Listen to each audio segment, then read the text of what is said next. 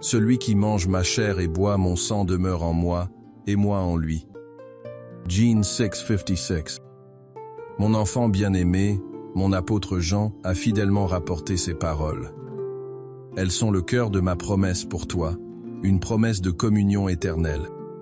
Je sais que ta vie est souvent marquée par le tumulte et l'inquiétude. Tu cherches un abri, un lieu de repos pour ton âme fatiguée. C'est pourquoi je t'ai laissé ce don inestimable, ce mystère d'amour. Comprends la profondeur de mon don pour toi. Ce n'est pas un simple souvenir que je te laisse. Prenez, mangez, ceci est mon corps.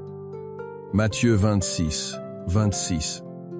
Quand tu t'approches de l'autel, ce n'est pas un symbole que tu reçois. C'est moi, réellement et substantiellement présent sous les apparences du pain. Mon corps, livré pour toi, devient ta nourriture pour que tu aies la vie en abondance. Je viens habiter en toi, pour faire de ton cœur mon temple vivant.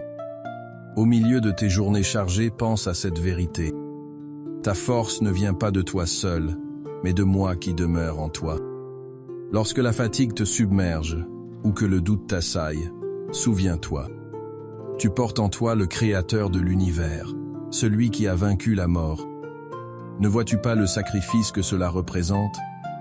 Je me suis offert une fois pour toutes sur la croix. Il s'est offert une seule fois pour porter les péchés de beaucoup d'hommes. Hébreux 9:28. L'Eucharistie rend présent ce même et unique sacrifice à chaque messe.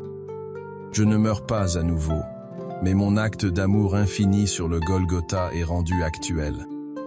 Il traverse le temps et l'espace pour te toucher, ici et maintenant. Chaque Eucharistie est une porte ouverte sur le calvaire, où mon sang coule pour te purifier. Cela signifie que tes fautes, tes peurs et tes blessures peuvent être déposées au pied de l'autel. Elles sont lavées dans le fleuve de ma miséricorde qui jaillit de mon côté ouvert. N'aie jamais peur de m'apporter ta misère. C'est précisément pour elle que je me suis donné. Laisse-moi te nourrir avec le pain de vie. C'est là que tu trouveras la véritable force. Je suis le pain vivant qui est descendu du ciel. Jean 6:51. Ce pain n'est pas une nourriture terrestre qui périt. Il est le gage de la vie éternelle et la force pour ton pèlerinage sur la terre. Sans moi, tu ne peux rien faire. Mais avec moi, tu peux porter du fruit, un fruit qui demeure. Je me donne à toi pour que tu ne sois plus jamais seul face à tes combats. Chaque fois que tu me reçois, tu reçois la grâce de persévérer. Tu reçois la lumière pour discerner le chemin et le courage pour le suivre. Dans tes moments de faiblesse, quand tu te sens incapable d'aimer ou de pardonner, viens à moi. Je mettrai mon propre amour dans ton cœur.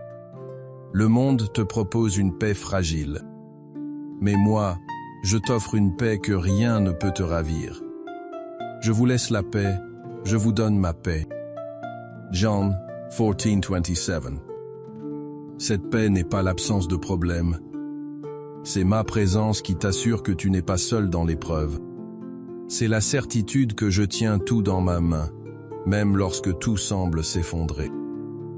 Dans le silence de l'adoration eucharistique, tu peux entendre ma voix te rassurer.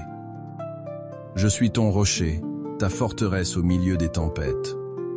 Quand l'anxiété monte et que l'avenir t'effraie, viens te réfugier devant le Saint-Sacrement. Regarde l'hostie consacrée et crois que je suis là, t'attendant. Laisse ma paix silencieuse envahir ton âme et chasser tes peurs. C'est dans ce cœur à cœur que je te restaure et te fortifie. Je pense à cette jeune mère, appelons-la Claire. Son fils adolescent traversait une période très difficile. Il s'était éloigné de la foi et fréquentait de mauvaises compagnies. Claire vivait dans une angoisse constante, dormant à peine la nuit. Chaque appel téléphonique la faisait sursauter, craignant le pire. Elle priait, mais ses prières semblaient se perdre dans le vide.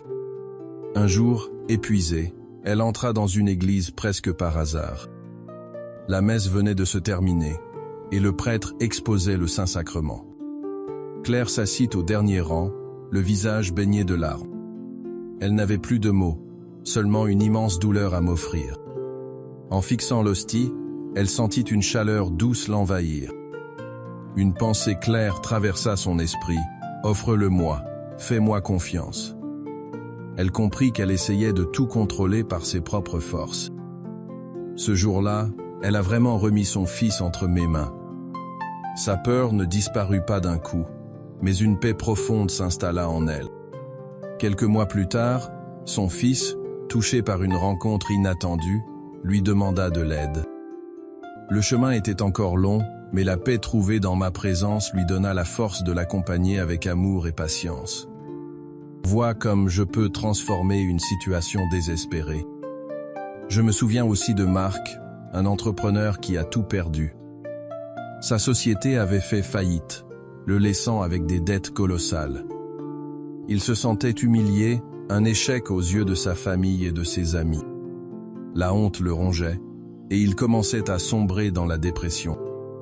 Il avait cessé de prier, se sentant abandonné de Dieu. Un ami l'a invité à une heure d'adoration nocturne.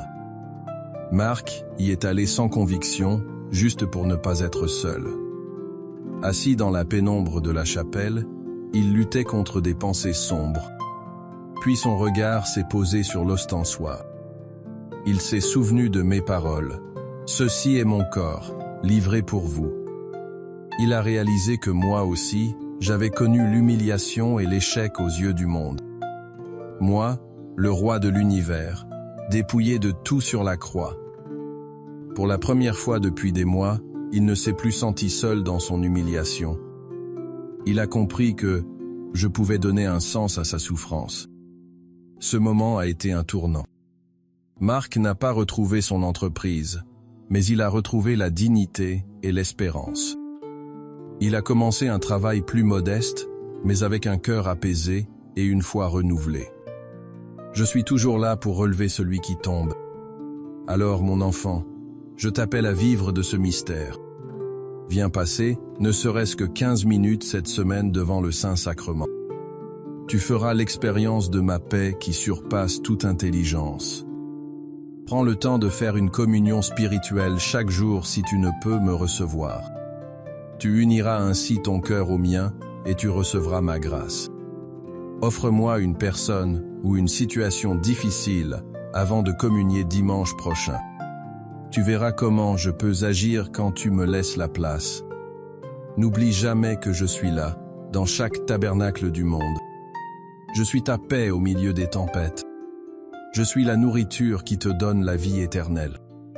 Je t'attends, le cœur brûlant d'amour pour toi. Mon désir le plus cher est de demeurer en toi et que tu demeures en moi. C'est dans cette union que se trouve la joie, la force et la paix véritable. Viens à moi, toi qui es fatigué et surchargé, et je te donnerai le repos. Ceux qui espèrent dans le Seigneur renouvellent leur force. Isaïe 40, 31. Mon enfant, si ces paroles ont nourri ton âme, laisse ici un signe d'amour pour que d'autres puissent entendre ma voix. Écris ta prière en ce lieu, et mes enfants la porteront vers le Père avec toi. Reviens souvent t'asseoir à ma table et écouter ma parole, je t'y attendrai toujours.